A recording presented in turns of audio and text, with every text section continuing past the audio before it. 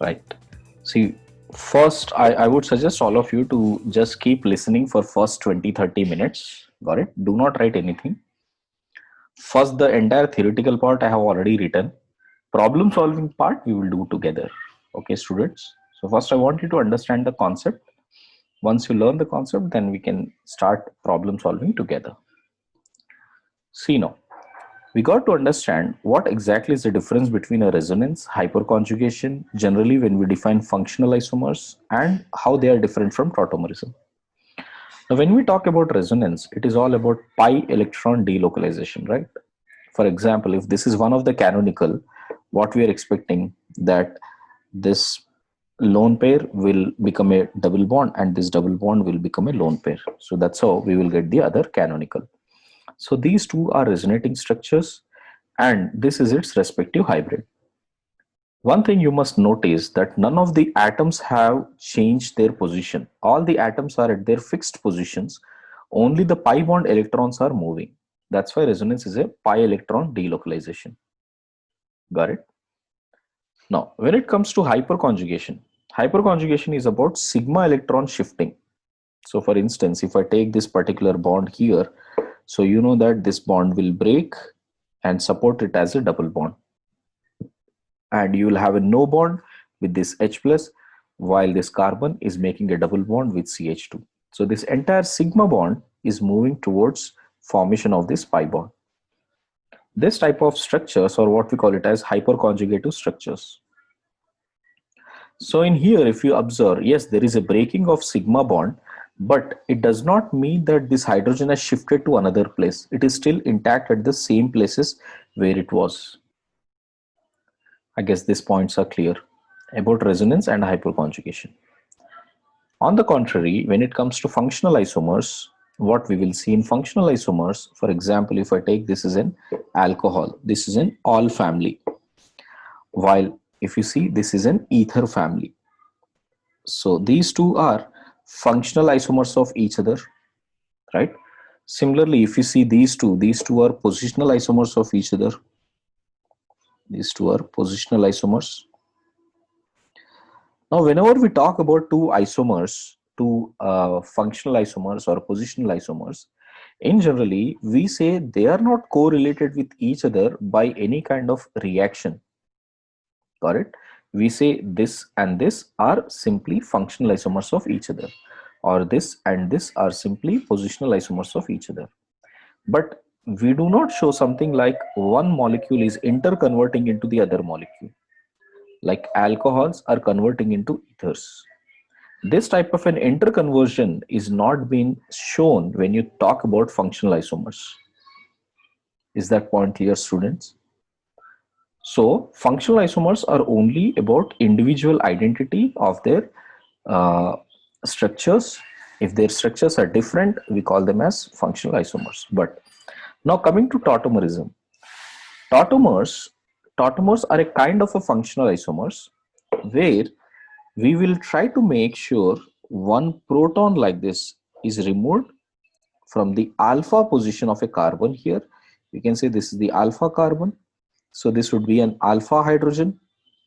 So removal of alpha hydrogen first with respect to a functional group. In this case, it is C double bond O. So with respect to this functional group, I am removing an alpha hydrogen, thereby generating, an intermediate which is looking like an ion. You guys can see that. Now this ion is what we call it as enolate forms. I'll write it in a minute. And from this ion, after again getting protonated, it will change into a new functional group. Here it was a keto or a aldehyde form, ketone or a aldehyde form, while when it changed finally to this, it is an enol form, en and all form. So it has changed to an enol form. So it went through four different structures. Let me call this as A, this as B, this as C, and this as D. From A to B, if you see, it is like an acid-base reaction because this has a acidic proton and a base has extracted proton. So we will get a conjugate base. So if you consider this as an acid, this is its conjugate base. Now from B to C is just resonating structures of each other. These two are resonating forms. And C to D, again there is an acid base reaction, which means this O minus is extracting a proton from water, which means it is acting like a base, extracting a proton and becoming a conjugate acid. So C to D, again it is an acid base, conjugate acid base pairs. Okay, student. So the final set, this functional group and this functional group, which are existing in equilibrium, are called tautomers. In tautomerism, what we expect that there is always an existence of equilibrium between these two, keto form and enol form. All of you guys understood that, right? So A and D are called the tautomers of each other. Now, if you see B and C are just the resonance structures, resonating structures. So you can see B and C are resonating structures and they do not have the real existence. So we better represent as a hybrid. You can see this is the hybrid. If you check out the above structures, these two, B and C, this is the hybrid which you will get. And this hybrid form is what we call it as enolate ion. Enolate ion. So this is that enolate ion form. So important terms about tautomerism are that we have something called two different functional group existing in equilibrium. Those are called tautomers. And the intermediate which is formed during that formation from keto to enol or enol to ketone is called the enolate ion. Okay, students. Now, finally, when you write it as a definition, you can see the functional isomers like keto and enol, which are interconvertible, changing to one another in all cases and under all circumstances at a room temperature, are called tautomers. Everybody understood that? So even if there is a difference in the concentration, right, they should always exist in equilibrium, right? Their percentages may be different. Keto may be more, enol may be less, enol may be more, keto may be less. But in all those conditions, at around room temperature, if there is an equilibrium existing between two functional groups, we call them as tautomers. Okay, students? Now, tautomers do differ in both physical as well as their chemical properties. So, enol and keto will have different physical properties and different chemical properties. How they differ with each other: one, their electronic distribution. Second, the position of the mobile atom. Mobile atom or a group is, for instance, hydrogen. If you just go back here and observe carefully, this hydrogen has completely migrated to this hydrogen here. It was originally with carbon in a keto form. Now that same hydrogen is with oxygen in the enol form. So there is a complete migration of hydrogen from ketone to enol. So this is a must thing in tautomerism. Now that mobile atom could be other than hydrogen also, it may be deuterium also, correct? But if the in most of the examples which we take, the mobile atom is always hydrogen. And if we say that hydrogen is moving from ketone to enol or enol to ketone, such type of tautomerism is also termed as prototropy. This is called prototropy. So the tautomerism has another name called prototropy when hydrogen is being involved in mobiling from ketone to enol or enol to ketone. Okay, students. Now, what are the types of tautomerism in here? If you see, first thing is dyad tautomerism or dyad system. Dyad system means only 1 to 2 shifting. For example, if at all I have a bond A, B and C like this, and if I can establish an equilibrium like B, C and A with minus and plus like this, correct? So which means from position 1 the A has shifted to position 2. Clear on that? This type is called dyad system, which means di as in 2. So 2 position shifting is called dyad system. So from position 1, A has shifted to position 2. Okay, students. For example, if you have HCN, hydrogen, you can see, is at position carbon. Now it has shifted to position hydrogen, nitrogen. So such type of tautomerism where there is an equilibrium existing, that is called dyad tautomerism. Here the tautomerism is happening between hydrocyanic acid and isohydrocyanic acid. So this is one example of dyad system. Simple questions would be asked, which of the following are dyad system? All you need to check out is that the mobile atom is shifting from this position to the other position. Now this mobile atom could be some R group also, which means some alkyl group. So if this entire alkyl group is shifting, this is also a tautomerism. This is also a dyad tautomerism, like this. Cyanide to isocyanide. Clear, students? Right? But here we do not use the word prototropy because it is the alkyl which is shifting. If hydrogen is shifting, the tautomerism is also called prototropy.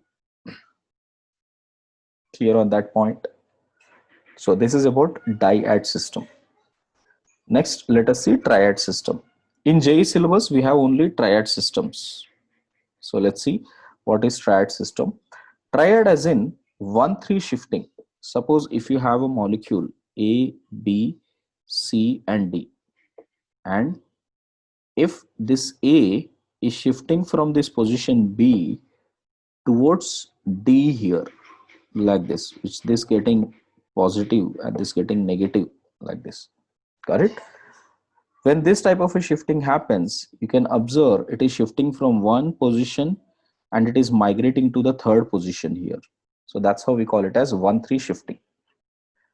So if you observe keto-enol tautomerism, it is actually 1-3 shifting only. For example, this is what is happening. We have CH2 and H. This is the alpha carbon, and this hydrogen, which is at position 1. This is position 1, position 2, position 3. So from one position, now this hydrogen has shifted to this third position. Correct? So when this shifted here, what happened? Carbon was getting negative charge here, and this double bond shifted onto oxygen to make this bond. So they got positive charge at 2 here. So this negative positive had made a double bond. So that's how keto-enol form has come. So keto-enol is a best example of triad system. Okay, students. Like this triad systems, there are many of them. Let us see. First one is keto-enol. Second one, nitro-acynitro. So you can see nitro group. This is NO2 are connected to NO2. That is called nitroalkene, right? So in this case, it is called nitromethane. Now, in case if this hydrogen from here migrates to this oxygen here, so this double bond will shift here. You can see it has shifted here, and that hydrogen got shifted on oxygen. So again, from this position 1, 2 and 3, that hydrogen got migrated from carbon towards oxygen. So nitro has become acynitro. This is called acynitro group, where you have C double bond N with an OH group present on it. If you consider the acidity of hydrogen on both the sides, here hydrogen is connected to carbon, here hydrogen is connected to oxygen. So which case hydrogen will be more acidic, students? It would be on OH case. So right, second case. So OH would be more acidic. This information is important. Later when we do problem solving, you understand that better. As of now, just understand which side it is more acidic. So that is a second example of nitro-acynitro form. Another example, amide imidol form. You can say this is an amide form, CH3 C double bond O NH2. Now we are doing the same thing here. Hydrogen is here at position 1, position 2, position 3. So if this hydrogen migrates from position 1 towards position 3, shifting this double bond towards carbon, so this has become imine plus all. Imine plus all is called imidol. So amide has become imide plus all, imidol. Same is the case here. Here hydrogen is connected with nitrogen. Here hydrogen is connected with oxygen. So which is more acidic? OH is more acidic here. So hydrogen is more acidic. in the form of imidazole.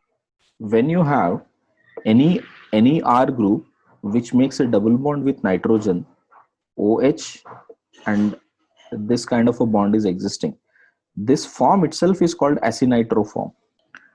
Next one is amide and imidol. I hope you understood that. Next type of tautomerism, which is triad system, is appeared in lactam and lactim. Lactam is a cyclic amide. We have come across this during isomerism. So this is a lactam group, which is a cyclic amide. Cyclic amide case, this hydrogen, check out, this is from carbon position 1, position 2, and position 3. So if this hydrogen migrates here, double bond shift here. Okay. So lactam will become lactim. Okay. Tum will become tim. That's all you need to remember. Okay, students. So this will become OH here, double bond N. Same is the case here also. Hydrogen is connected with nitrogen. Hydrogen is connected with oxygen. So which is more acidic in this case? Right? This side. Lactim will have more acidic hydrogen compared to that of lactam. Another example where we will see 1,3 or triad tautomerism is phenol and keto. You can see this is the phenolic form. If I convert this phenolic form, like make this hydrogen from this position 1, 2, and 3, make sure that this double bond shifts here and this hydrogen shifts onto hydrogen. This hydrogen shift onto position 3. So here that hydrogen has come like this. This hydrogen has come here and the double bond shifted between here. So we got a keto form here. So you can see this is a keto form. This is a phenol form. So phenol and ketones are also tautomers of each other, in which phenol will have more acidic hydrogen. You know that between OH here, this is more acidic compared to that of carbon and hydrogen here. So this is a phenol ketone tautomerism. And it is also a 1,3 or triad system. Next system you see is nitroso-oxime. This is N double bond O is always read as nitroso-alkanes. For example, if you have N double bond O CH3, this is nitroso-methane. So nitroso-methane, in this case, if you check out, this is the alpha carbon, and on the alpha carbon we have one hydrogen. So we have 1, 2, and 3. So from this position, if the hydrogen shift onto oxygen, we will get CH2 double bond N and OH. So that will become nitroso-oxime. Okay. This is again a family of oximes. We have come across this before also. When you have C double bond N with OH, that will be an oxime form. Okay. Again, if you check out the acidic character, oxime will have more acidic hydrogen as compared to that of nitroso group. This is also a triad system.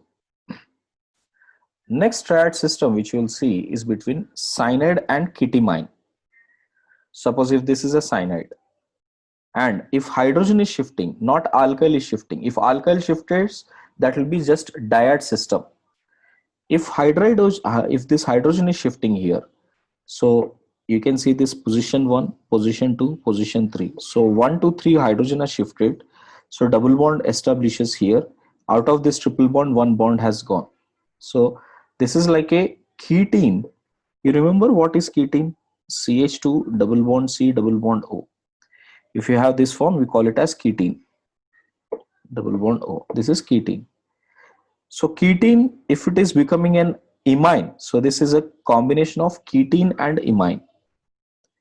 Ketene plus imine. So that's how the name is coming as ketimine. Okay, students. Same is the case here also. Carbon hydrogen is less acidic compared to that of nitrogen and hydrogen. So NH is more acidic in the ketimine form. Okay, students. So these are the triad forms, correct? Not that you would be asked name to name. Mostly in our syllabus, what you have is ketoenol, and secondly, we have phenol and keto. That's all. Otherwise, you won't be asked name by name. But you must understand that how exactly the tautomerism happens. That we will do through examples. Okay, students. Now, if you talk about esters, esters do not show tautomerism because this hydrogen is quite weak in acidic nature. problem is the oxygen from here is already helping it to get resonance stabilized. So there is no need of making a double bond here, which makes this hydrogen less acidic. So this type of tautomerism is not appeared in esters. Okay, students. So please remember that esters do not give tautomerism. Clear? Next one, C pentad tautomerism. So far we have seen dyad, triad. Now pentad. Pentad means connection from 1 to 5 shift. For instance, if you see, this is actually like a pyridine, right? With a double bond O and N with a double bond O. So that will become pyridone. So because it is a ketone, right? Pyridine plus ketone becomes pyridone. Understood? So this pyridone has become hydroxypyridine. How is it become? Check out. This hydrogen from here, okay, which is at position 1, 2, 3, 4, 5. So it has shifted from 1 to 5. So you would see from 1 to 5 shifting. So this type of tautomerism is called a pentad tautomerism. One of the examples is this, which is pyridine and hydroxypyridine, right? So that is about pentad tautomerism, where we have 1,5 shifting of hydrogen happening. And one more example, even if you take keto and phenol, we can have 1,3, which is a triad system, or it can become a pentad system also. For example, if you check out this hydrogen, it is connected at this carbon 1, 2, 3, and it is going towards oxygen. So from hydrogen is migrating from position 1 to position 5, and that's how it is becoming a phenol group. So this keto phenol can also have triad tautomerism as well as pentad tautomerism. So these two are the examples of pentad tautomerism. Any doubts, students? In case of esters, what is happening? See, our whole objective with the ketones, if you have C double bond O, CH3, clear? There is a strong pulling nature of C double bond O here, because of which carbon will also pull electrons from methyl, because of which carbon and hydrogen bond is becoming slightly acidic. Is it making sense? So because this will pull, here the pull is there, and the pull is going towards this side. Clear? This is how the inductive pull is appeared. Right, beta? So this is a dipole pull, because of which the acidic character of this hydrogen is increasing, beta. Is the point clear? But imagine if it is a ester form. In ester form, what is happening? Whatever the pull that this C double bond O is generating, that has been compensated by the resonance of this oxygen. So the pull from this end is relatively very weak. Understood? So this carbon is getting satisfied with the pi bond, which has been supported by this oxygen. So it would hardly make any pull from CH3, which means this carbon and hydrogen will not generate much acidic character in them. That's why you do not see tautomerism happening in ketones. Nitrogen, the tautomerism will happen in this way, beta. Please understand the difference. Suppose if you have NH2, this hydrogen is acidic, no? So tautomerism will happen on the other side. We have just seen it, na beta? Amide and imide, imidol, right? Tautomerism will happen this side, not on this carbon. Clear on that point? So if the question is asked whether the tautomerism happens in amides, answer is yes. Got it? But when it comes to esters, neither of the side the tautomerism is going to happen. That's why I took ester as an important case. Next, heptad case. Heptad means now we have a shift from 1, 7. See the numbering here. So we have, this is first position, second, third, fourth, fifth, sixth, seventh. So this hydrogen migrating from 1 to 7, shift, making a double bond here. Again, this double bond gets shifted. So there is a double bond forming here, and this double bond becomes single bond to become OH. Right. Let's see this. So here this hydrogen is shifting from the particular oxygen to this oxygen. So it is a nitrosophenol. This is NO, which is nitroso, and this is phenol. So this is nitrosophenol converting into quinone oxime. So because if you remember what is quinone, this is quinone. C double bond O with this one. This is quinone. So this quinone, if at all it is changed with NOH, that has become oxime, right? So that's why it is called quinone oxime. So we can see there is an heptade system where the tautomerism is happening between nitrosophenol and quinone oxime. Clear, students? So that's how we can see there are various tautomerisms appearing. Got it? So I want you to start writing from here now. So we have to practice this, like how to draw the tautomerism for various cases. Please start writing from here, everybody. Leave some space for these pages. Got it? Earlier pages, earlier 3 pages where you can write the definition later. As of now, we'll focus more on this problem solving part.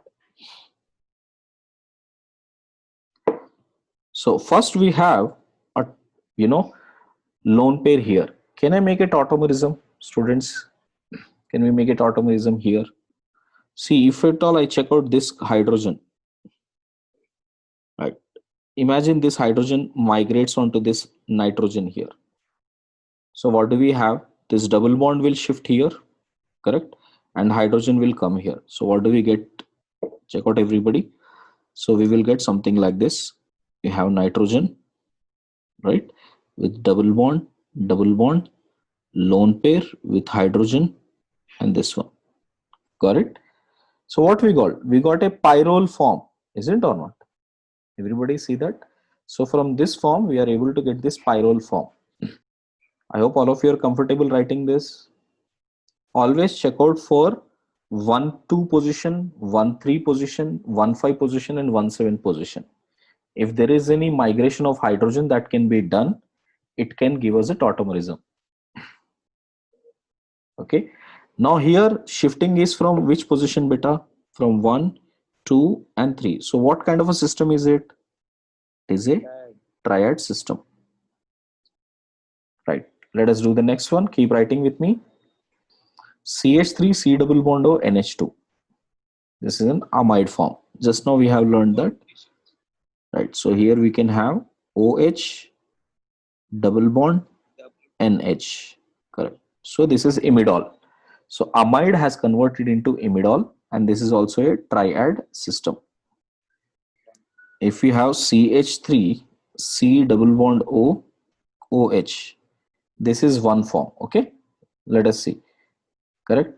Is there any other form which we can get? No, only this form, because I have to shift the double bond on that particular direction. Okay, student. So this is a tautomerism which that can exist. Next one. Right here I can have CH3 C double bond O and NH2. This is a tautomerism which we can see. Next, if we have this, you can see that we have R NH C double bond OH. Okay. And if you see, all of them are triad systems only. This is also triad. This is also a triad system. This is also a triad system. Keep writing, everyone. Which case, beta? Fourth case. Fourth, sir. Sir, nitrogen could also lose its hydrogen, no, sir? Nitrogen can also lose its hydrogen. Okay. So if this loses, if this hydrogen loses onto this side, you're saying, right? We can do that also. Yes. That tautomerism will also exist. All you need to check out is which is more acidic. For example, if you have CH3 here, okay, we have OH double bond NH. This can also exhibit, but you have to check out which is more acidic. Out of this OH and NH2, which will be more acidic, beta? This H will be more OH, acidic. sir. That will have more tautomerism case as compared to this one. Okay, you can have this as double bond O, NH, and CH3. That is also a triad system. Like I said, triad system are the most common ones, guys. Okay. Next one. C double bond O, CH3. So this is a ketoenol system. This is also a triad system. Next one. So 8 and 9 are tautomers, sir. What beta? 8 and 9 are tautomers. 8 and 9 are also tautomers beta. Like here you can have this form. You can have COH here with CH double bond O. Correct. C double bond O and H. Clear? Sorry. Okay, sir. My Sir, I'm mistake. telling 8 and 9 are tautomers. Acha, these two are tautomers of each other. That is what you're saying. Yes, sir. Yes, sir. Okay. Now let us see if the tautomerism is possible. Suppose if the hydrogen is shifted here, this carbon is not able to shift that as a hydrogen, right, beta? See, what you're thinking is C double bond O. We have CH, correct? 2 and OH here. So this hydrogen is not the one which is shifting. This hydrogen is the one which will shift. Clear? So the tautomerism which is formed is this one. OH, right? Double bond C, H and OH. Okay, sir.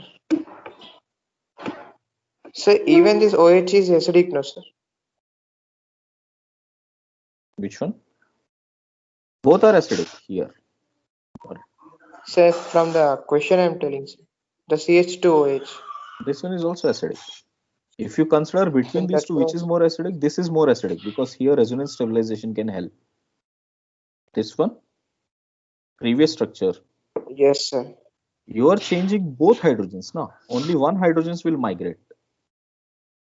What you are doing is this one, C double bond O. If we have C double bond OH, sorry, here it has OH. Clear beta? This is what you are doing. Here you are also exchanging these two hydrogens. That is not tautomerism. Clear? Okay, sir. Clear, sir. Sir, Yes, beta. so in this eighth one, there's CH2OH, no, sir. CH2OH beta. Yes. And I mean oxygen and hydrogen and more acidic OH bond.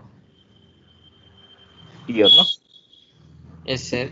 So hydrogen will shift from oxygen only, but we are considering the hydrogen shift from carbon here. But hydrogen cannot shift because there is no other bond that can stabilize it. See why there is a shifting happening beta?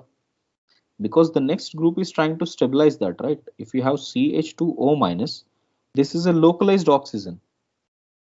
Is it getting stabilized by any means? No, right?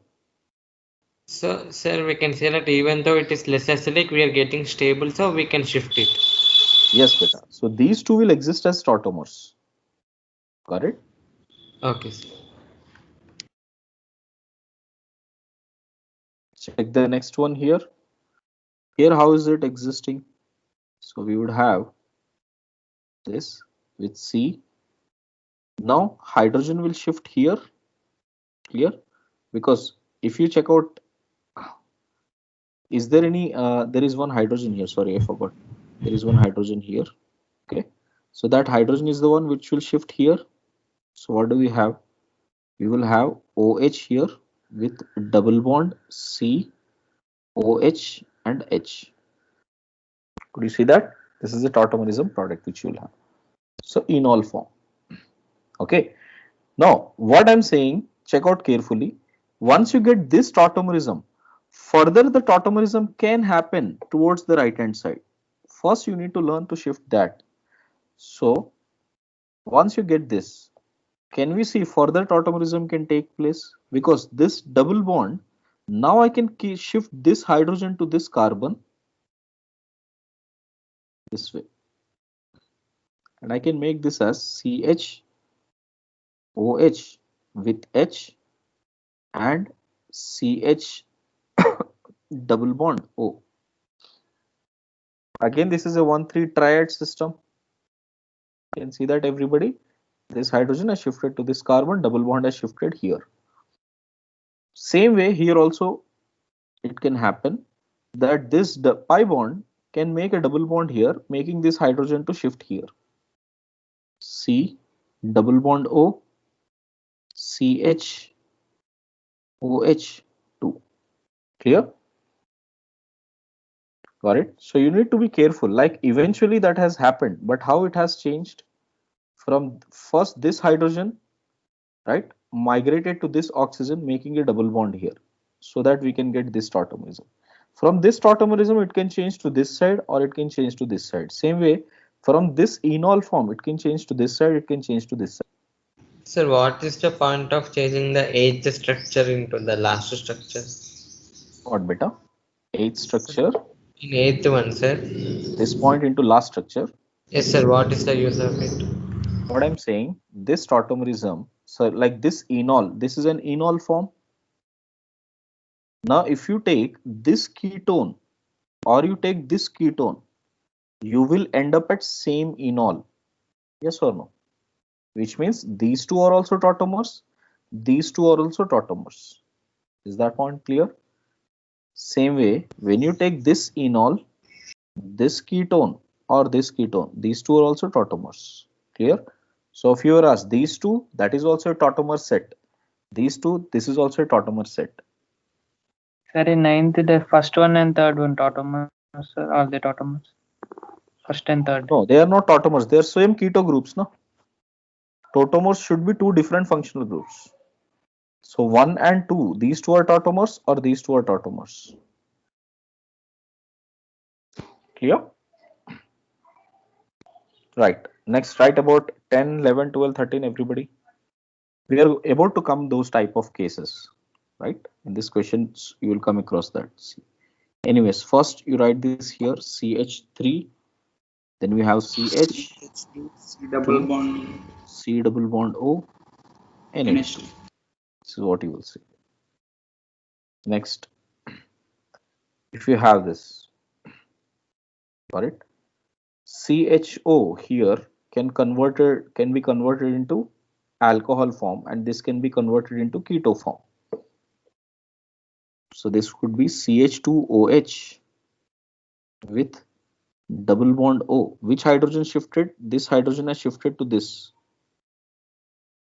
Okay, students. The rest of the hydrogens are same. Here we have OH, H, OH, H, OH, H, and CH2OH. So these two are tautomers of each other. Got that, everybody? So once explained at 11th. 11th one. This is like this. C double bond OH connected to CH2OH,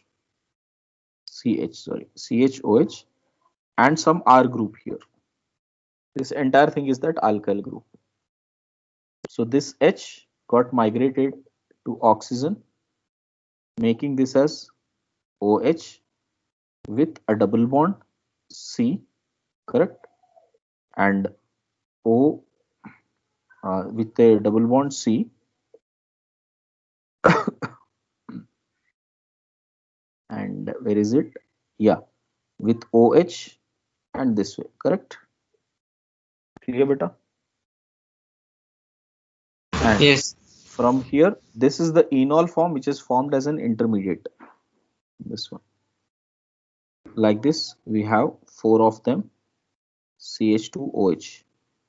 And this has become alcohol with double bond, and this group is not present here, with only OH here, OH here, H here, OH here, H here, OH here, H here. This is what has been formed. So from here, it can again become this, right? Understood. So this hydrogen can shift here, make it as a double bond. Now these two are tautomers. Sir, in that intermediate CHOH, no, sir, at top. CH here, CHOH. Okay. So for the last one, the further tautomerism also exists, no, sir? Yes, it With the can keep lower continuing down also. Got it? So this double bond, again, you can shift this H to here, make it as a double bond. Again, you can get double bond here. Again, this H can be shifted. You can make double bond here, double bond here. that can keep continuing. If you were asked, can we interconvert this to this? Yes. But if you are asked which are the tautomers, then these two are tautomers, these two are tautomers. Next.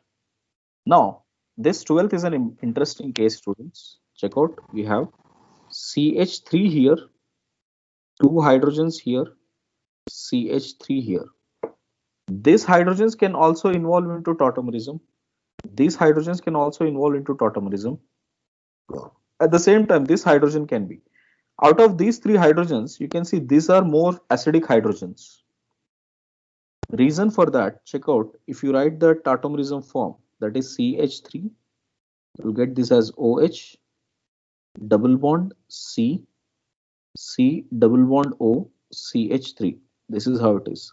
Clear? In here, if you see, there is an extended conjugation which is happening. Right? After the enol formation, this type of a conjugation is possible. Got this point? So because of this extended conjugation, this hydrogen is more acidic as compared to that of this hydrogen.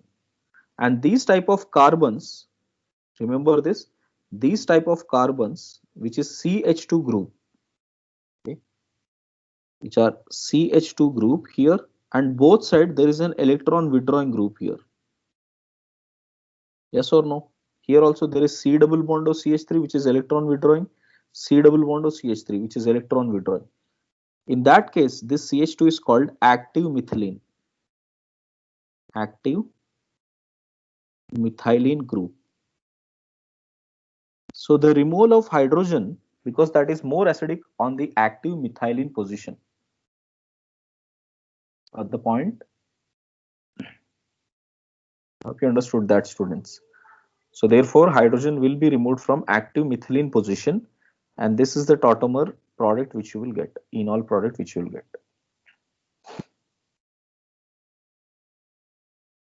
I hope that is clear. Sir, one more also will get, no, sir. What, beta? Again, we do. You can remove only one hydrogen. If you remove one more hydrogen, double bond will come here, which is an alene form. No more resonance, unstable. Understood? Only one hydrogen can be removed. What you are saying is like this: CH3, OH, double bond C, one more double bond C, OH, and CH3. This is unstable, beta. So from active hydrogen, active methylene, only one hydrogen can be removed. Next one. Here also you can see there is an active methylene group. So both sides you can see it will happen, but observe this carefully, guys. This is an ester form, and you know that ester itself will try to resonance stabilize on its own. So there is not much of a pull from this carbon as much of there is a pull from this carbon here. So where is the enol form? You will see this side the enol form will happen. So you will have enol form on this side, double bond here with this double bond O and OCH3 like this. This is the active methylene, and from here hydrogen has shifted to this point. Let me show the hydrogens here. These are those 2 hydrogens, out of which one hydrogen has migrated to 3rd position. Last one you see here. First, there is a double bond already, double bond O here. Now imagine there are one active methylene here. There is definitely one active methylene here. First, I will try to tautomerize this, which means this hydrogen will move on to this position. So what would I get? I will get this as OH and double bond. This is the one which you have, correct? Next, with respect to this C double bond O, there is one more hydrogen here. There are 2 more hydrogens in fact here. So if I migrate this hydrogen to this side, right? So first this tautomerism will exist. After that, you can see OH, H, with double bond OH and H. This tautomerism will also exist. Clear? So now these two are tautomers of each other. These two are tautomers of each other. Even these two are tautomers of each other because functional group has changed. Clear, guys? So if you take A, B, C, AB. Now let's see how the keto-enol tautomerism works, students. So when it comes to keto-enol tautomerism, three things we must observe. One, first removal of H plus. Next, a carbanion formation, which is the enolate form. Third one is how H plus is accepted. For example, if we take this, there is an active methylene here, from which first we remove this hydrogen using some base. So base will extract this proton from here, make it as a carb anion. So that carb anion will be resonance stabilized here, and these two will have a hybrid form, and that hybrid form is what we call it as the enolate ion. Enolate ion. So once you get that enolate ion will extract proton. Like from this O minus, it will extract proton from the solvent and makes it an enol form. So after accepting H plus, now it has become an enol form. So you can see this is an enol form, and originally this is a keto form. Right, students? This is what exactly happens in the keto-enol tautomerism. Now in here, one important thing what need to be observed is what happens thermodynamically during this enol and ketol form. Let's see this. When it comes to keto form, it is relatively more stable than the enol form by around 50 kilojoules of energy. Let us try to go, and try to analyze the bond energies. If you consider this CH bond, see what are the bond energies which are breaking, which are involved here. One is this one. Then there is a carbon-carbon double bond here, which is forming. Okay, and C double bond O. Right. So if you consider this carbon-carbon bond, carbon-hydrogen bond, and carbon double bond O, and if you consider the same thing here, which is carbon-carbon double bond here, and carbon oxygen bond here, which is making a single bond in this case, and then we have O and H, right? So these are the three bonds which are involved here also. If you check out the bond strength in this side, and if you check out the bond strength on this side, that is, if I break these bonds, how much amount of energy is required? 1500 kilojoules of energy is required. If I break the bonds here, these two and hydrogen, then how much amount of energy is required here? 1452 kilojoules of energy is required, which means this molecule is relatively around 50 kilojoules more stable than this molecule. Okay, approximately 50 or around 48 kilojoules. You guys can see that. And usually, how do we write delta H of the reaction, students? Either we'll write this as delta H formation of products minus delta H formation of reactants. Or if you write in terms of bond energies, bond enthalpies, how do we write? Bond enthalpies of reactants minus bond enthalpies of products. You may have learned that in thermochemistry. So these are the bond enthalpies. So these bond enthalpies minus this bond enthalpies will give you 48, which is positive, which means it is an endothermic change. So you can see that delta H of the reaction can be written as bond strengths of the reactants minus bond strengths of the, bond energies of the products. And 1500 minus 1452 will approximately come around 48 kilojoules, which shows that the reaction will be mostly on the backward direction rather than on the forward direction. Which means if we check out the percentage of enol content, that will be less as compared to the percentage of keto content. In general, this is what we will observe. But if there is any stabilizing factors, okay, what are the stabilizing factors? Like some intra-hydrogen bonding or some extended resonance, got it? Or some aromaticity. If these kind of extra stabilizing factor arises in the enol form, then the reaction will tend to go in the forward direction. Now observe a very important case. that if we can provide approximately 22.84 kilojoules of energy, okay, in delta G, that can increase the enol content to 1% to 99%. Okay, that you can check out from here. You know that delta G is equal to minus delta G naught is equal to minus RT ln K equilibrium. Okay, so from here, if we take equilibrium has, you know, RT ln 1 by 99 or minus RT ln 99. Here we are taking enol by keto form here, right? Equilibrium is between what, beta? RT ln enol upon keto form. So if the percentage is 1 by 99 or 99 by 1, and if you substitute this at room temperature 298 kelvins, delta G naught value approximately comes to that as 22.84. Correct? In fact, it will come as 11.42 minus and plus 11.42 here. So if you just check out the difference between them, it is 22.84. I hope you understood how we got this 22.84. Which means if I can provide this much amount of energy, I can convert 1% enol to 99%. And same way, if I can remove this much amount of energy, I can convert 99% of enol to 1% of enol. Okay, students. So we need some stabilizing factors like that. Let me show you with an example how the stabilizing factors are here.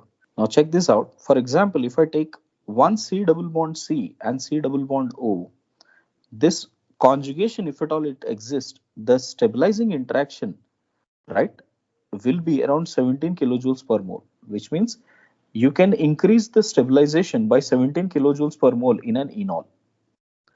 If you take one hydroxylic hydrogen, which is bonded with carbonyl, which means there is an hydrogen bonding which is happening, then the amount of increase in the energy is around 25 kilojoules. Now adding both of this, how much I can get? I can get around 42 kilojoules of energy difference. So if I get 42 kilojoules of energy difference, right, then see the percentage. Observe this molecule carefully. This is an enol form which has a hydrogen bond and extended conjugation also. So due to extended conjugation, 17 degrees has increased. Due to hydrogen bonding, 25 kilojoules of energy has increased. So total 42 kilojoules of energy has increased in this. So if you take this particular ketone and this particular enol, now this will be only 24% keto form and 76% of enol form. Otherwise, we have been learning only enol, ketone is more stable than enol. But if there are any stabilizing factor, here what are the stabilizing factors, students? One is intra-H bonding, which has increased 42 kilojoules of energy in it. And the other one is extended conjugation. Now both have them help to increase the percentage by 76. None of this is going to be asked directly in exam, but you just need to understand what are those stabilizing factors which will increase the enol content. So you can observe that these type of factors are increasing the enol content. Right? Right. So before going into those factors, suppose if you were directly asked, students, which of the following will show tautomerism? See, acids directly do not show tautomerism because they will be 100% try to existing in this form only.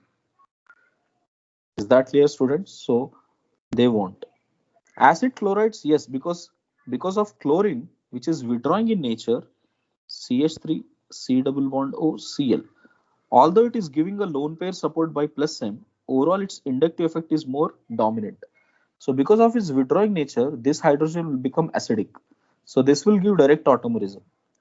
Esters, we have seen that esters will not give direct tautomerism. Anhydrates, because of its split conjugation or cross conjugation, these hydrogens will be slightly acidic, so they will give tautomerism. Amides will also give tautomerism, but on which side? The other side of nitrogen. Clear? Not with this CH3. So please remember that when it comes to acids and esters, they do not give direct tautomerism. So it is found to be in equilibrium with its enol form with a very less percentage. The percentage enol content is 10 raised to power of -7. Clear? But there is a small percentage of enol form. Amides on the other side, the enol will form, no, but at this side, OH and double bond NH. Imidol. Imidol can form. Sir, is it because which content is more, sir? This one, this content is more. This content is less.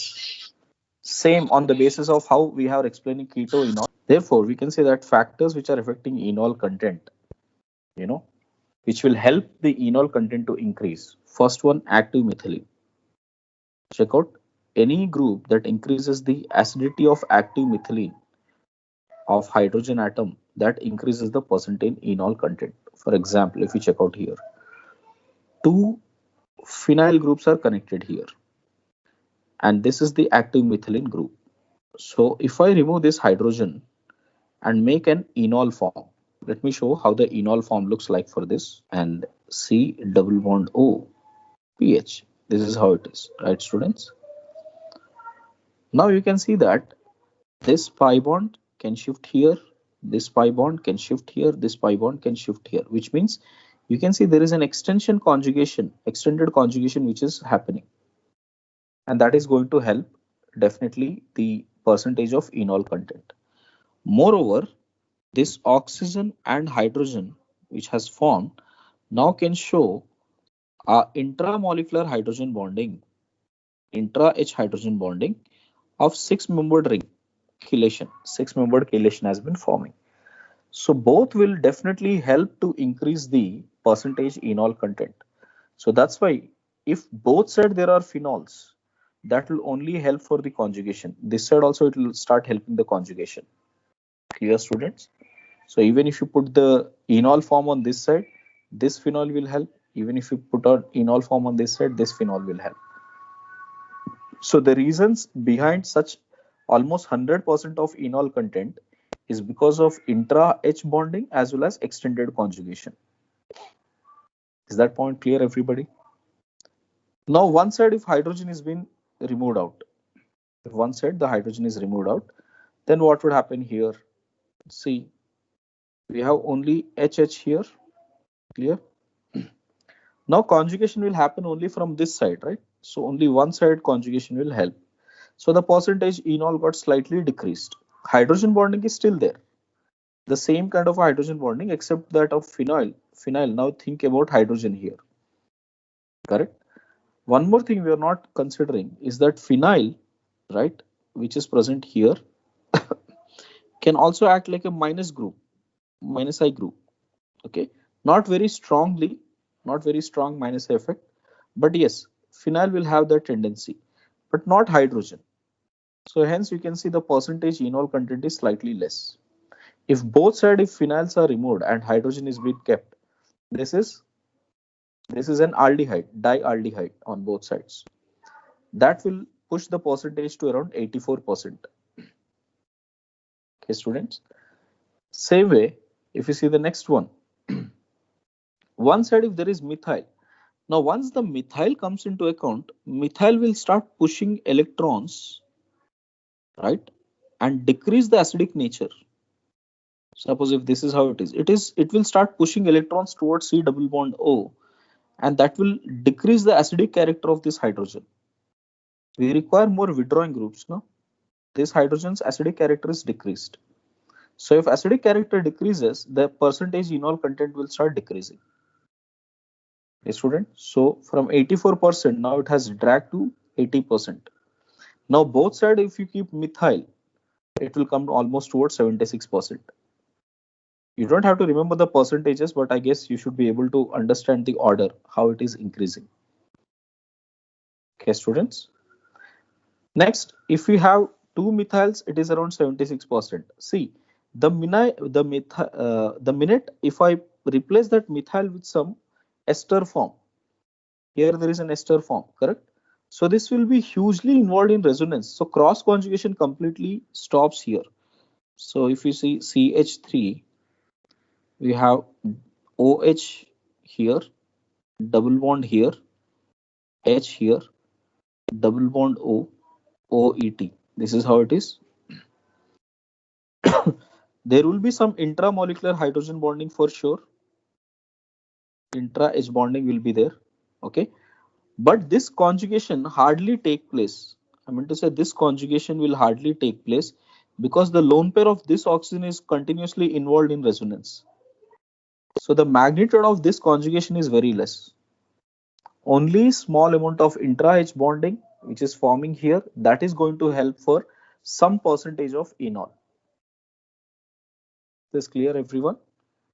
Now, although this is an active methylene, see, if you check out here, this is an active methylene, which is diethyl malonate, correct? But both sides there are ester forms. That's why the enol percent is literally zero, almost zero. So this is acetoacetic ester, which is also known as EAA. This is, in short, it is termed as DEM. Okay. When you do MS Chauhan questions, later this week, you can start trying from GOC now. You will see a lot of questions on DEM. There you can see that DEM percentage enol content we always take it as almost zero. All of you understood this percentages, everybody? So from here it is a decreasing order. So in exam, any of these 4 comparisons can be asked. So please practice this carefully. How the percentage enol is changing.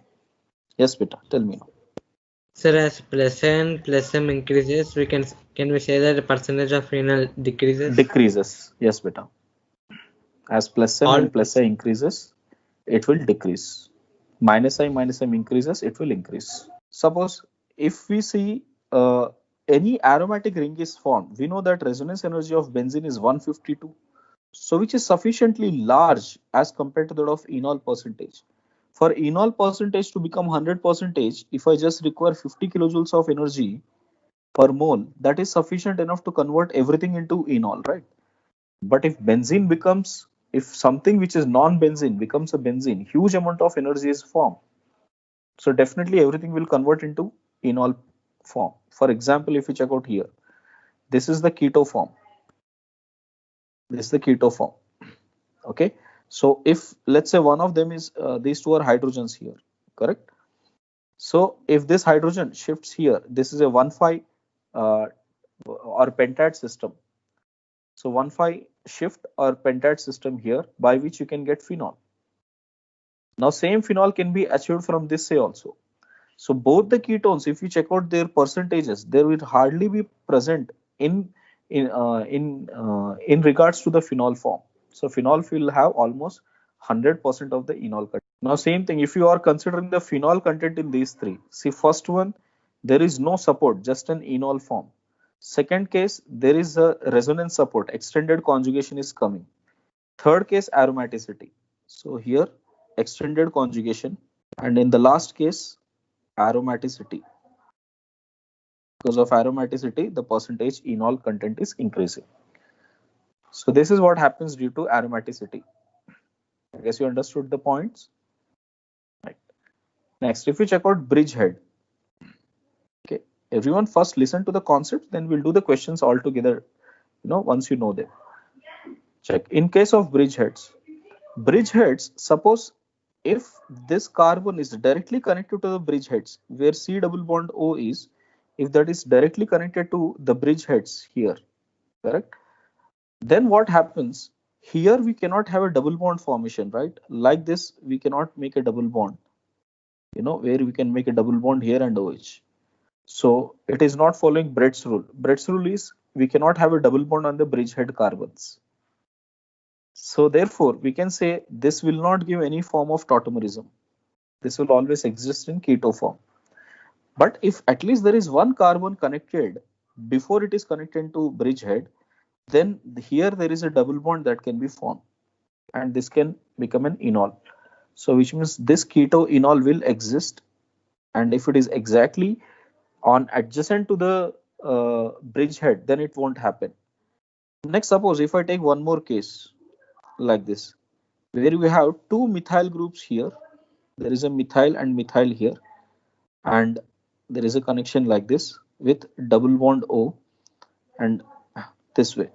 Now if you consider here also, it cannot make a double bond here, Clear? Because with the bridgehead it cannot make, although it has an alpha hydrogen. Right. Here also there is an alpha hydrogen, but alpha carbon, but there is no alpha hydrogen present on it, because of which this is not showing tautomerism again. Right? But if the same double bond O was this way, only this way, now here there is an alpha hydrogen. So since there is an alpha hydrogen here, yes, this will show tautomerism. So I hope you understood. So in which cases tautomerism will happen, especially when there is a bridgehead involved. Just be careful with that. Next is how the rings influence the percentage enol. Suppose if you take a simple cyclic ketones, they usually have higher enol content compared to that of acyclic ketones. Let me tell you, I have written the whole story here, right? But let me tell you directly here. Check out. If this is a keto converting into enol. Now we have discussed this earlier also. This is a restricted bond initially. This is a restricted bond initially. It is not rotating anywhere. Now after forming of enol also it is restricted. So restricted bond being restricted even after enol form. So what is the change in entropy here? So change in entropy is hardly seen. So there is no much change of entropy. But originally if you check out here, clear? Here this is not restricted bond. You can see this is not restricted bond. This is not restricted bond. Both of them were moving easily when it is keto form. When it is enol form, this got restricted. Now this bond got restricted. So what happened to the entropy factor here? Entropy factor has decreased here. Understood? So because of that reason, you would see percentage enol content has decreased. Clear? So when there is not much of an entropy change, only the energy involved, you know that delta G is equal to delta H minus T delta S. Okay. If delta S is 0, delta G will be equal to delta H only. But if delta H is decreasing, so this will become plus T delta S. Correct? Which means this factor is an extra factor which will decrease that possibility to happen in the forward direction. So since there is a decrease in entropy, the spontaneity towards forward direction decreases. That's why enol content is decreasing. So rings will always have better double bond hold compared to that of acyclic form. Any doubt in the rings form? Yes, Petra, tell me. Sir, in rings in that it have conjugation, no, sir. Another factor by which enol content can be increased is a steric relief. So if there is any steric relief also, enol content can be increased. For example, if we take mesetyl group, okay, this is a mesetyl group. Imagine this mesetyl group is present on alpha carbon and it has one hydrogen present in it. Two groups of mesetyl are present. These two are mesetyl. And since it is sp3, the bond angle expected is 109 degrees. This is a keto form. Now from this keto form, when it converts into enol form, this carbon would become sp2, makes it a double bond formation. So bond angle increases by 120 degrees. So the repulsions between these two, the van der Waals repulsions between these two will decrease. So that is the steric factor. So the steric hindrance between these two has decreased drastically because of increase in the bond angle. Therefore, the percentage enol increases. So 95% will be enol, only 5% will be keto present. Okay, students, when you have mesetyl or very bulky groups like this, even if you have tert-butyl, for example, if you have this set tert-butyl hydrogen with C double bond OH, here also percentage enol increases. Sixth case is the effect of alpha carbonyl case. This is a very, very important case, students. How the alpha carbonyl will increase the percentage enol, check out. Now, when you have adjacent keto forms, which is alpha carbonyl groups. So if you have adjacent keto forms, because oxygen has two lone pairs, this oxygen has two lone pairs, they will try to exist in an anti form rather than in a cis form or syn form like this. It will not exist, try to exist in this form. Imagine if this try to exist in this form here, there would be lone pair repulsions here. Steric repulsions would happen. So to avoid that steric repulsion, immediately it will rotate into its one of the conformers and becomes an anti-conformer here. So it won't be any staggered or a gauche conformer. It will convert completely into an anti-conformer. Now this anti-conformer, in case if at all it becomes, uh, you know, keto form, then what should happen? You know, there should be double bond. First of all, if you check out from here, there should be a double bond form here. Sorry, there is a double bond here. So this is the enol form which is expected. And once you get an enol form, we may expect that there is a hydrogen. So this will rotate and comes to get a and make a hydrogen bonding so that enol gets stabilized. And it can also have an extended conjugation. But the problem is when you take this ketone, right? When you take this ketone, it will not convert into this antiform, this type of conformer at all, because to showcase this hydrogen bonding, first it has to rotate, right? It has to rotate that and come to this form and then make a hydrogen bonding. Since it always try to be in the anti-form only, the percentage enol content observed is 0. But if you see this molecule, here it is locked. Here this is a restricted bond. See, when we take the case of alpha carbonyl, in alpha carbonyl, what is happening?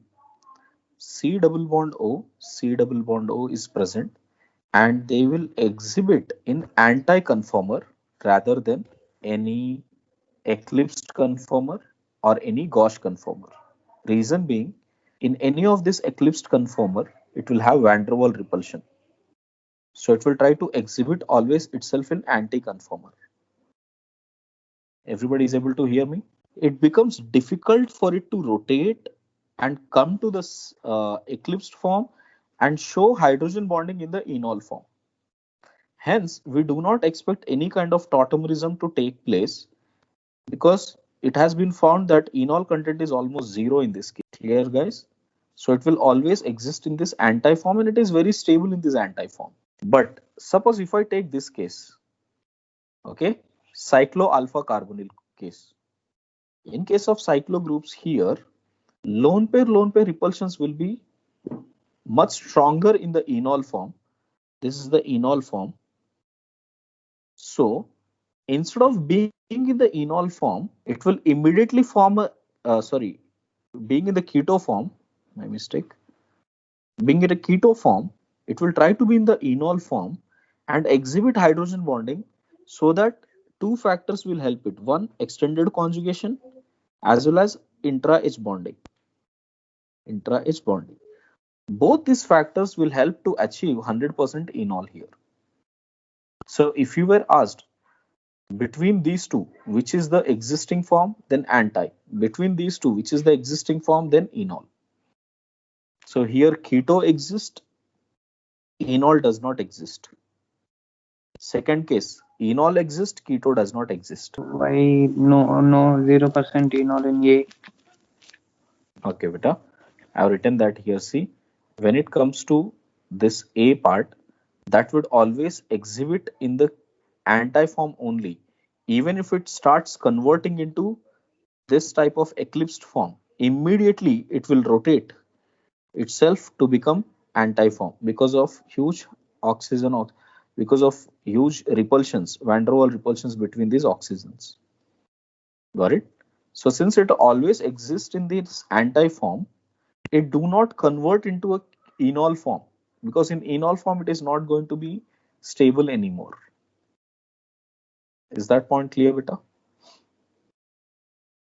Okay, sir, clear, sir. But in the case of B, due to its rigidity of the ring, it is not allowed to get into anti-alignment.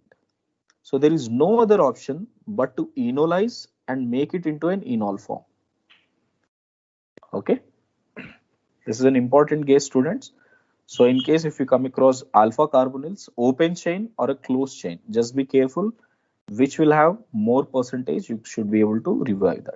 If we take any particular solvent like water molecule, if I take this keto form in water, there would be hydrogen bonding exhibiting because oxygen has lone pairs. Is this clear, students? If I take enol form will also have intermolecular hydrogen bonding. So here there is no extra stability of intra-H which will help to increase the percentage of enol. Understood that point? That's why instead of keeping it in enol form, it will exhibit only in the keto form. So if you check out the percentage enol in all of these cases, in gaseous phase, since there is no hydrogen bonding in ketone, enol will only have stronger intra-H bonding, so percentage of enol increased. In N-hexane, non-polar, no hydrogen bonding, so again percentage of enol is more. In liquid phase, which means only between ketone and enol in their pure forms, then also enol is more, right? In very slightly polar solvents, some amount of enol percentages decreased. But in water, only 15% because also strong hydrogen bonding. Everybody understood the point here? So more the polarity of the solvent, less is the enol content. High temperature will always shift the equilibrium towards keto form. Thermodynamically, which is more stable? Ketone, right? Because bond enthalpies we have seen is more for keto form as compared to that of enol form. So as the temperature is increased, this intra-hydrogen bond is lost and reaction will drive in the backward direction. So therefore, if you see around 22 degrees, enol form is 95%, 68 degrees, 68%, 275 degrees, 49%. So as the temperature is increased, it is going back to keto form. So these are the effective cases which you need to know. Now we'll get into the type of problem solving. Suppose, let us start with any keto form like CH3, C double bond O, CH3. Let me start with this. This is something which you need to practice for exams. Please make sure everyone understand this. What is acid catalyzed tautomerism? Now, in case if I take this keto form, which is acetone, acid catalyzed means definitely there is an available proton in the solution. So the lone pair present on oxygen will try to extract it. So here it is acting like a base extracting the proton. So we will have CH3, C, OH plus and CH3.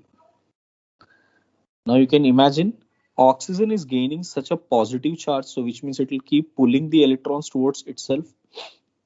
So if it keeps pulling electrons itself, carbon's electronegativity is increasing, that will also start pulling electrons towards itself like this. So thereby the polarity between this carbon and hydrogen increases. So the polarity here increases, students. So due to that, now in solution, suppose if this is a solvent, water is used as a solvent. So solvent will extract this proton and at the same time bond will break to make it as a double bond, and this pi bond will shift to make it as a double bond here. So what would we have here? CH3, COH, double bond, CH2. This is forming an enol. Okay. So one very important thing you got to remember is that in acid catalyzed tautomerism, there is no enolate ion forming directly and enol is forming. The intermediate that is forming is oxenium ion. So you can say this is an oxenium ion. Got it? So this is the intermediate that is forming. Now once the bond has, once the water extracts hydrogen from here, this carbon hydrogen bond breaks, simultaneously double bond is made and simultaneously pi will be moving towards oxygen. That's how an enol is formed. This is the acid catalyzed tautomerism. Make a note, everyone. Next, base catalyzed tautomerism. Okay, everyone, simple objective type questions will be asked in acid catalyzed tautomerism. Which are the intermediates? So you can see oxenium ion is an intermediate here. not enolate ion. Okay. Now, in case of base catalyzed tautomerism, we have CH2H, C double bond O, and CH3. So imagine any base like OH minus is coming. So first that will extract the alpha to make sure it forms this enolate ion, C double bond O CH3. And enolate will have two resonance or two canonical structures or two resonating structures. So C double bond C, O minus, and CH3. These two are the canonical structures. So if I write the hybrid form of it, negative and negative. So this is the enolate ion. So there is an enolate ion forming. And from the enolate ion, now this enolate will act like a base and it will extract proton, correct? I'm showing it from any of the canonical. You can show it from oxygen and you can show it from carbon and it doesn't matter. That will extract the proton and it will extract the proton and becomes enol. C double bond C, OH and CH3. So this is the enol formation. So this is the main difference between acid catalyzed tautomerism and base catalyzed tautomerism. In acid catalyzed tautomerism, oxenium ion is the intermediate. In base catalyzed tautomerism, enolate ion is the intermediate. In base catalyzed tautomerism, you have basic group like OH minus in the solution. So they will be ready to extract proton. What is a base? By definition, a species which can accept a proton is a base. So it will try to accept a proton from the group. As it accept the proton from here, carbon would get negative charge, and that negative charge undergoes resonance stabilization. So these two are the canonicals, and the hybrid of that is what we call it as enolate ion. That enolate ion will extract proton from water to form enol. Correct? And this is reversible beta. Enol will do the same thing again. From here, what will it do? It will give away, if you see the reverse way of it, from pi it will attack to this proton, becomes CH3 here. That proton from here, and that will become CH3 minus, and finally it will come towards keto form. So I'll show you the other form also now. But I hope you understood how the forward direction acid catalyst and base catalyst are happening. Suppose if we have double bond O, we'll get double bond O and D. So here what happened? Deuterium got exchange. Deuterium exchange has happened. Now let us see the mechanism, how it is happening in the forward direction as well as backward direction. And I'll take base catalyzed mechanism here because base catalyzed is the most useful one, base catalyzed mechanism. I'll do both forward direction as well as backward direction. So first forward. So in the forward direction, what is happening? First, we have this ketone with alpha hydrogen. So OD minus, which is a strong base, will extract proton from here. And as it extracts, this carbon would get negative charge on it. So I will get double bond O minus, right? And this would have resonating structures here. So what is the resonating structure which it will have? This will have minus and this here. So we will get, so we have O minus, double bond this way. This is the enolate ion which is formed. Okay, students. So I'll keep writing the, starting and ending points with each and every canonical possible. So we started with A, it changed to B. B and C are canonicals. And now I'm writing from C onwards. We have O minus, double bond here.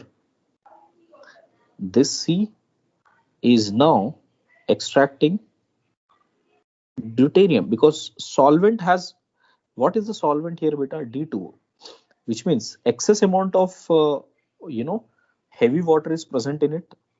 So O minus will extract proton from it, which is deuterium from it here. So as it extracts deuterium, so what do we have? You will have O, D, double bond. So what we got here, this is a next compound D, and this is an enol form. Now let's see how the backward direction works. So in the backward direction, what would happen? Now OD minus is a base, so that will first extract this D here, because that is more acidic. So again I'll get enolate ion O minus, double bond here. So let me call this as structure. This was structure D, and this is structure E, and this will have resonating structures this way, because that is an enolate ion which has formed, double bond O with minus.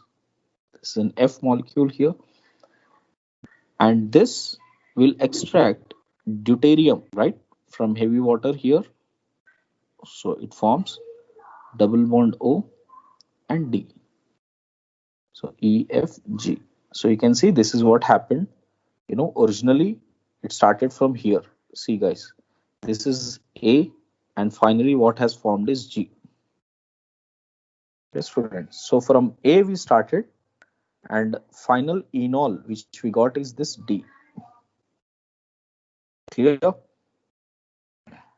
Right? Sorry, this is not G. This is that. Where is that? Double bond. Yeah, G. Right. Okay. So which is the enol that has formed? This D is the enol form, and G is an interconverted A form. Everyone have a look over that. So I hope you understood how the deuterium exchange has happened. Yes, I'm not sir. saying Yes, these sir. A and G are tautomers. I'm saying these two are exchange ones. What is it helping us to understand? It is helping us to understand that if there are alpha hydrogens, we have learned this earlier. If you compare CH bond and CD bond, which is stronger, beta? CD is stronger. CD, sir. So which means, which is between A and G, which percentage would be more, beta? G will be more, right? Yes, sir. Correct. So which means if at all I keep it for a prolonged time, what would happen? All the hydrogens will exchange into D, and that is exactly what the question you will be asked. Like how many number of hydrogens can be exchanged? Deuterium exchange. A typical JE question where a compound would be given and you would be asked how many number of deuteriums can be exchanged here in a prolonged time. So if at all I take OD minus D2O, now how many deuteriums will be exchanged, beta? Whatever the alpha hydrogens are, those all will be exchanged. 4, sir. Correct. So in this case, how many? We'll have double bond, this D, D, D, and D. All of these D will be exchanged. Clear? So this is one very, very typical question. If you keep it for prolonged time, how many deuteriums will be exchanged? Let us do a question based on that now. All of you have noted this? Chalo. First one, how many students? 6, sir. 6. Very good. So because here we have CH3, this side also we have CH3. Total 6. Second one? 4. 4. Very good. Third one? 4, 4. sir. 4, Fourth one?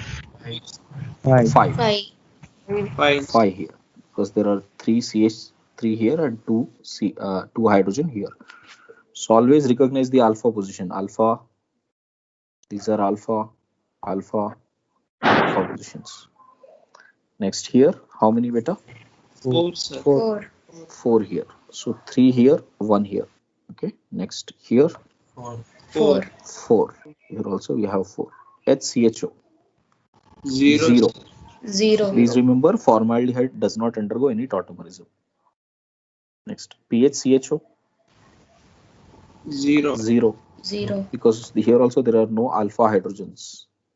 It is like this, C double bond OH. So this do not undergo any tautomerism. Because you can see this is a alpha carbon. It does not have any hydrogen. Rather, it has a double bond carbon. So that is not going to help. Phenol. I want all of you to do phenol carefully. So how many different keto forms I can make, beta? Double bond O and this way. This is one keto form, yes or no?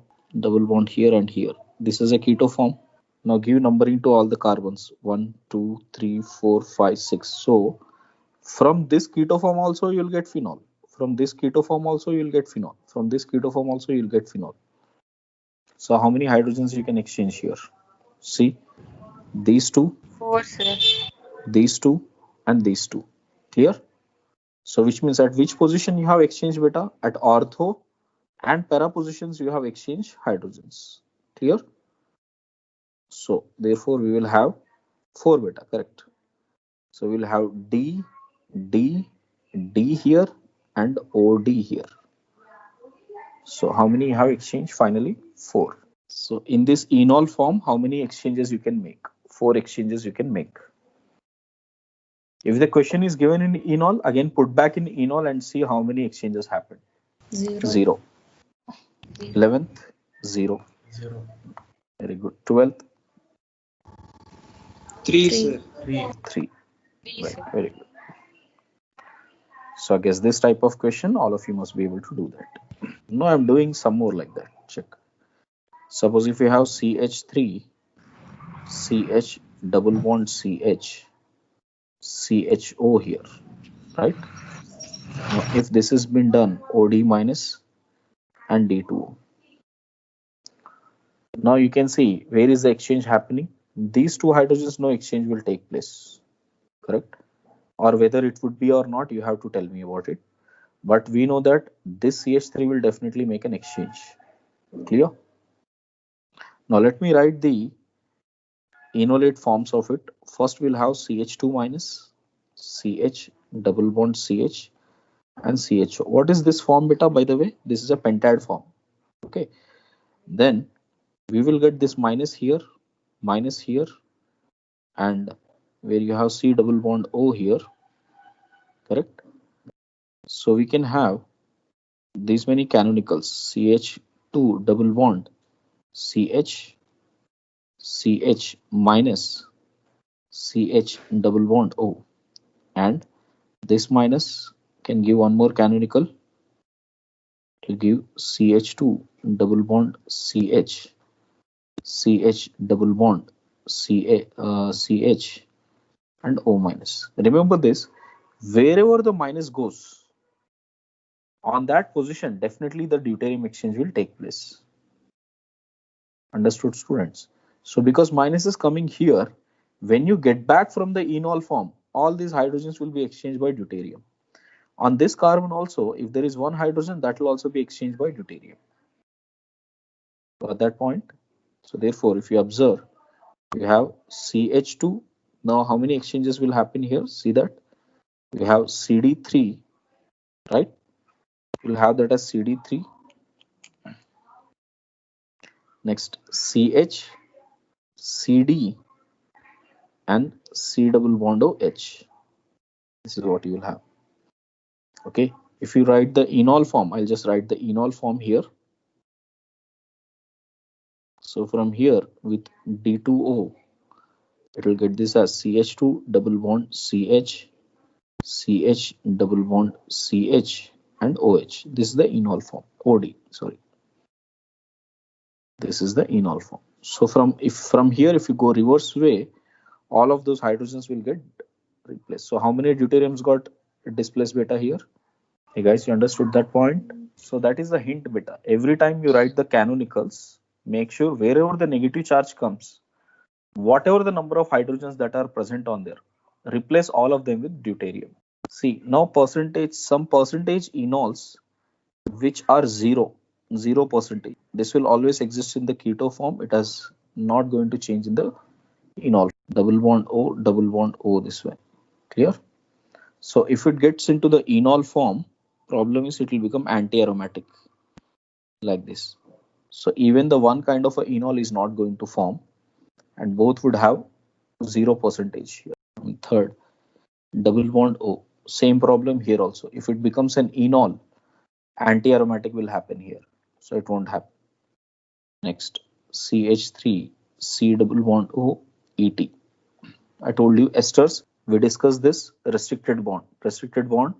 This will immediately convert into enol form and makes a hydrogen bonding, and this will have 100% enol. These are all the above 4 cases are 0% enol. Now I'm writing only 100% enol. This is because of active methylene. Because of this active methylene and also ring structure, there is no loss of entropy. So this will have quite a high percentage of enol. Got it? I'll not say 100%. I'll just keep 100% here. So percentage enol is more. Now lastly, the one which will have 0%, let me write one more example here, which is this one. This one also will have 0% enol. So remember these as a summarized ones. Which of them will have more enol, which of them will have less enol. Okay. Now coming to one more important case here. So in 0% we can keep acids also. Yes, beta, you can keep acids also. Yes. Directly acids will not convert into any enol form. We put that as well. CH3COOH. Everybody has written that, which are 0%. These are all integer type questions. Please remember, which of the following will have 0% enol with OH. And this is carbon 14 isotope. And with OH minus and H2O, that is base catalyzed mechanism, can we get this as double bond O with this being 14 and this as OH? Can this happen? This is what the question has been asked. Yes, this can happen. And if you see the mechanism, how it happens, let's see that. Suppose if we have double bond O here, there is one OH and H. Right, beta? First question is, OH minus will extract proton from this oxygen or this hydrogen. Usually it should extract from this hydrogen. Got it? So let's see if it extracts protons from that hydrogen, we'll get O minus and H this way, right? This is what you will have. The problem is further reaction will not take place. This will be an O minus present in here, and again it will take water, H2O. Correct. It will take water and again it will become OH. So there is not much of a use, rather there is not formation of any enolate ion, it is just localized. I hope you understood that. So which means now OH minus has another chance that since there is no forward reaction happening with that, OH minus will try to extract proton from here. So as it extract proton from there, now we'll have double bond O, OH and minus. This is an enolate form because you can see it has a resonance stabilization here. So this would be having an enolate form like this with O minus, double bond and OH. So this is the enolate form which will extract proton from water to get OH, OH and a double bond. Now let me just highlight the carbon 14 which was there. Carbon 14 was present here. 14, 14, 14, 14, 14, 14 and 14 is here. So from here, once you get that, it can get back to the keto form. Either it can become a keto form back the way it was, double bond O with OH and H this way, or it can become a keto form in this way, where you have OH here and double bond O and H here. So you can see the carbon 14, is now getting a double bond O here. So this type of questions will be asked, like you will be given this kind of compound and you will be asked whether this is the right answer. Both the answers are correct. I mean, if you have, this will be either forming the same kind of a ketone here, or it can get this kind of a ketone also. There is no percentage difference in this. Don't worry about that. You will not be asked about percentage difference or anything. But yes, this type of an exchange where carbon 14 has a C double bond is possible. So in the 0% enol content, sir. Yes, beta. So why the first three would be included? First three compounds. First does not have alpha hydrogen, where it can make an enol. Second will form anti-aromatic. Third will form anti-aromatic. So let us see this last application. This is about stereoisomerism applications. Okay, if we have a molecule this way, double bond O, methyl here, you took this in a pure form, and this is, S configured. This is an S configured molecule, and if you take it in, basic solution, you took this pure form and kept it in this basic solution. Now what would happen over the time? Over the time, you will have, this thing converted into, same with CH3 here and H here. Got it? Which means this will become R configured. And finally, if you see the percentage, you will have 50% of this and 50% of this. So what should happen to the solution beta? It will become racemic mixture. Got it?